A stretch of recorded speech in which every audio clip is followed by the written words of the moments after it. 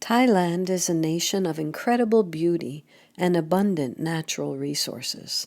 From the northern mountains to the central rice fields to the beaches of the south, it is breathtaking, and people from around the world come to enjoy its natural beauty. One of the things Thailand is known for is its smiles. Young and old, men and women, Thais love to smile.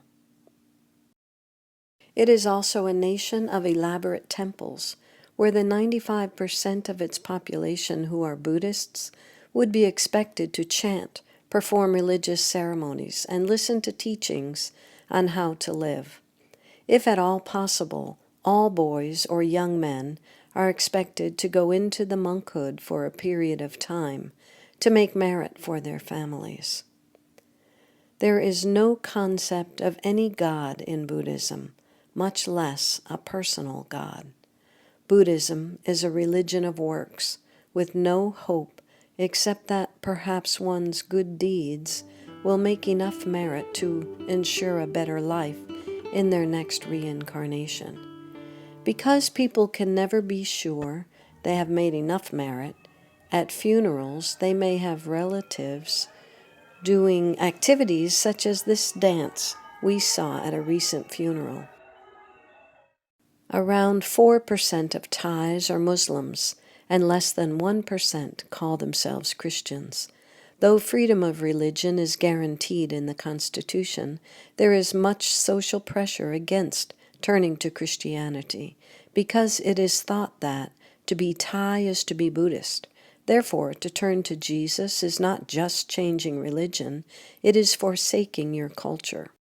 But God loves the Buddhists, and though there are not huge numbers coming to God yet, they are coming to Him one at a time. In 1986, after having served in a refugee camp on the Thai-Cambodian border for 5 years, God led us to move and begin serving among the 14 million people in and around Bangkok. We love the city, we love the people, and we love the street food. For the past 10 years, we have been reaching out to a group of people we had never noticed before: the homeless, deaf, and sex workers in the oldest part of Bangkok. This work involves being a friend to these people who are very often overlooked or looked down on by others. We believe that if Jesus were in Bangkok, He would be spending time with these people, so we want to do the same.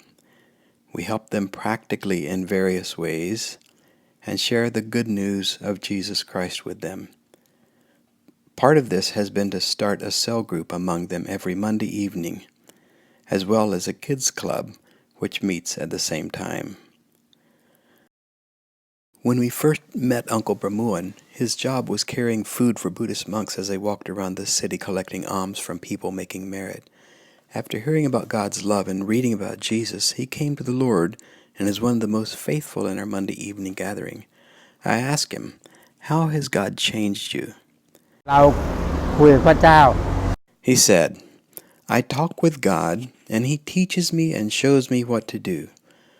Then I get boxes of food and go give them out to poor people on the street."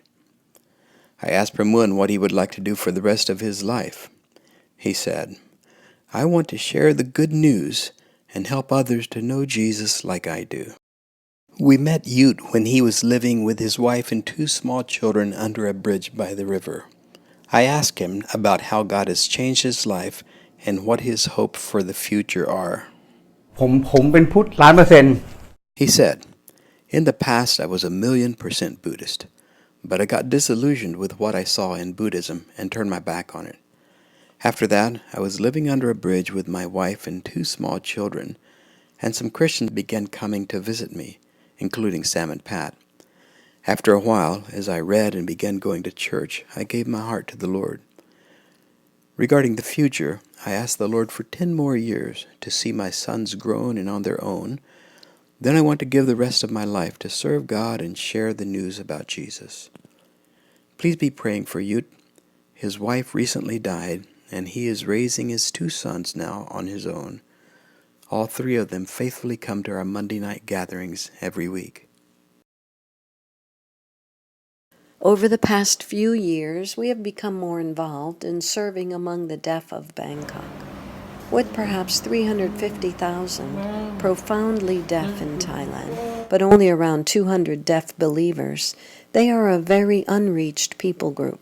As most of the Thai deaf are uneducated, they lack literacy, which has the potential to be their bridge into the hearing world. Without this connection to mainline society, they are marginalized and find it difficult to find work and be contributing members of Thai society. For us, serving among them involves learning Thai Sign Language, coming alongside them as friends, helping translate in hospitals and government offices, as well as leading a marriage mentoring course in the deaf church and preaching there once each month. Though many in the West may not be aware of it, there has been intense persecution of Christians and burning of their churches in Pakistan. As a result, many have fled their homes and come to Thailand to seek asylum and refugee status from the United Nations based here in Bangkok. To go through this process takes several years, during which time families try desperately to survive in a land where they are considered illegal and unwanted migrants, unable to work or even to live in safety once their tourist visa runs out. They are frequently arrested and imprisoned indefinitely in Immigration Detention Center, a very overcrowded facility in downtown Bangkok with poor medical facilities and less than adequate nutrition. My husband have 8 months IDC. Every day I'm going, ma'am, in IDC. Every day, but she don't have money. I have many have problem. For several years, we've been involved with these and other urban refugees from many different nations who have fled their homes in order to save their lives.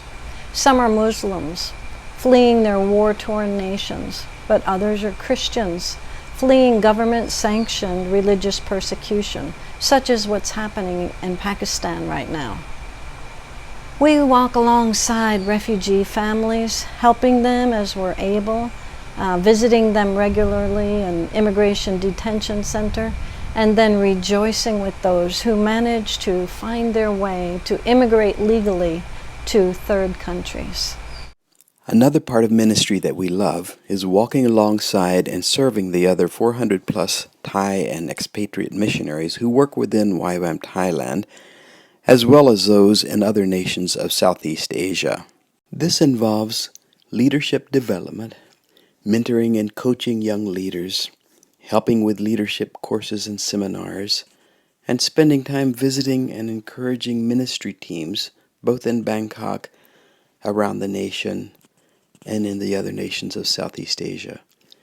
We believe God has called us to serve as a father and mother for the younger generation of missionaries, both Thai as well as international.